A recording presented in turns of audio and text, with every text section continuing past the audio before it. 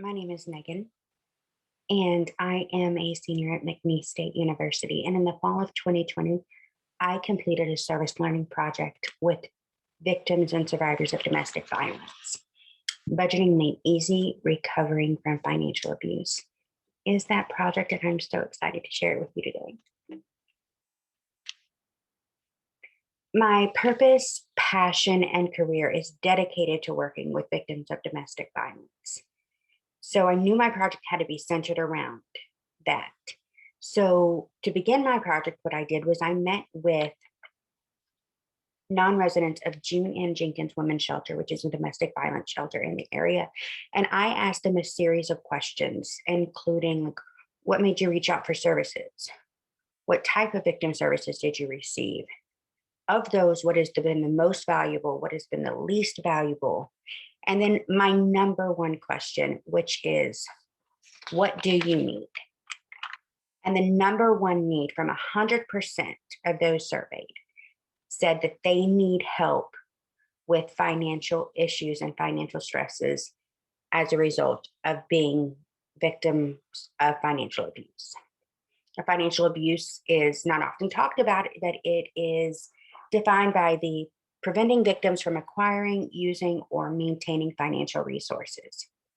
It's shocking that it's discussed so little because 99% of domestic violence victims have suffered through financial abuse. 59% of those people, their credit was harmed by an abuser, either by them opening accounts in their name and not paying on them, or withholding finances so they are not capable of paying on any of their debt. 70% were not able to have a job. Domestic violence centers so much around control. And so keeping them in the home without a financial resource is key. And then 53% who were able to have a job lost their job due to their abuser because of distractions at work, missing work due to injury, or stalking and showing up, their abuser showing up at the place of work.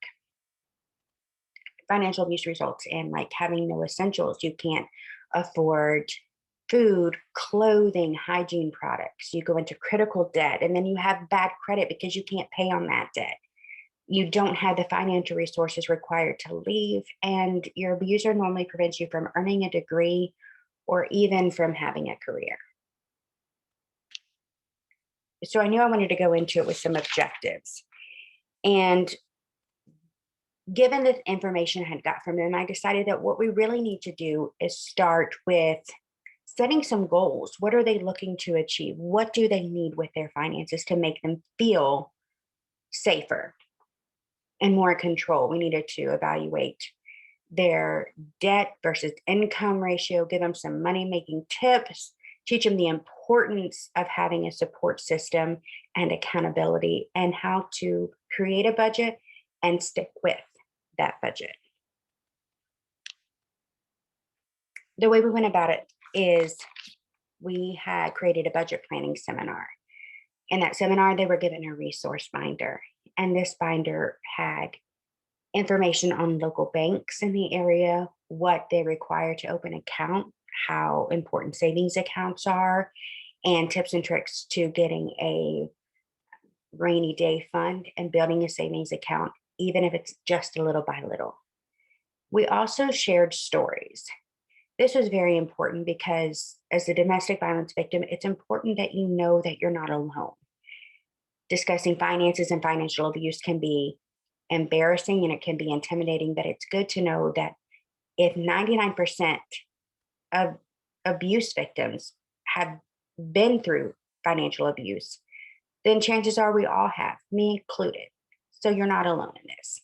We help to create their budgets and gave them tools for sticking to their budgets. We provided accountability and even gave them some cheat sheets to help them along the way. Now, the feedback of this, we started in 3 different areas. First, did it help? And we did an immediate feedback. We gave them a survey at the end of the seminar and said, did you learn anything? Are you glad you came? What did you take away from here? What did you not learn that you wish you knew? And how can we help serve you in the future? I'm proud to say that 100% success rate was reported. Every attendee said that they were glad they came, they learned a lot, and they felt like they gained knowledge going forward. Our second step is the follow up, and that's just how's it going? We did a 1 week follow up. We contacted them and answered any questions they might have. Said, okay, you've been on this journey about a week. So, what kind of issues are you having? What are your problem areas? And how can we help you with that? Did you find you were doing a little too much spending on food that was unnecessary? So, how can we help with that? How can we make that better? And again, we discovered that 100% success rate happened, and we had everyone saying they still felt they were a part of the program. They felt like it was a positive thing in their life, and they were glad that they came. And the final step was 1 month later. What's next? We answered all the questions. We said, okay, what are your problem areas? And then we reevaluated their expenses and their income and said, okay, so it's been a month. What's changed? Are you finding you no longer need daycare, or you need to get a car? So we can reevaluate their budget, create a new budget, and help them go forward with accountability.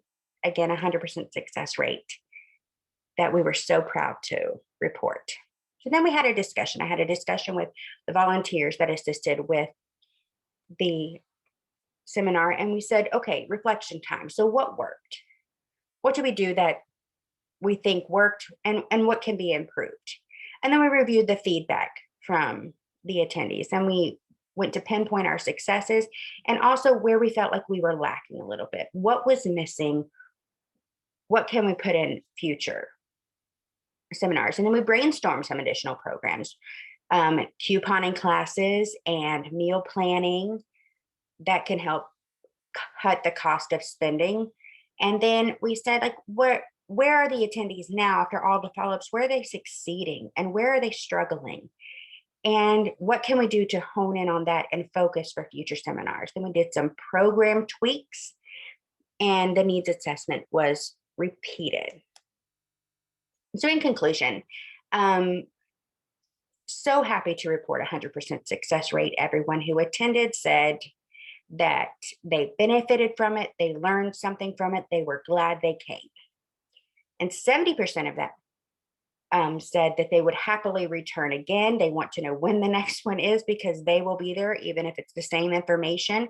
They felt like they learned a lot and they need reminders. We also have had others who have heard about it who did not attend say, when is your next one? We want to be there. We have, because of that, future training scheduled that we are so excited about, and we continue to grow and reach more people.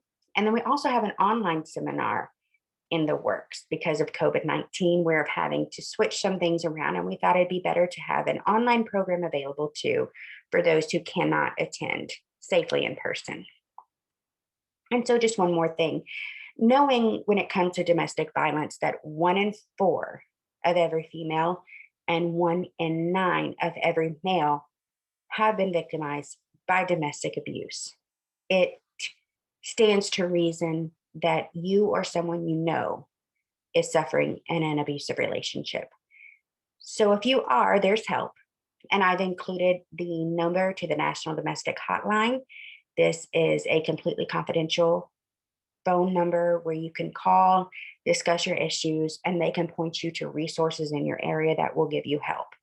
I've also included the website to June Jenkins, which is a local domestic violence shelter in DeRidder, Louisiana, as well as the website for Louisiana Coalition Against Domestic Violence.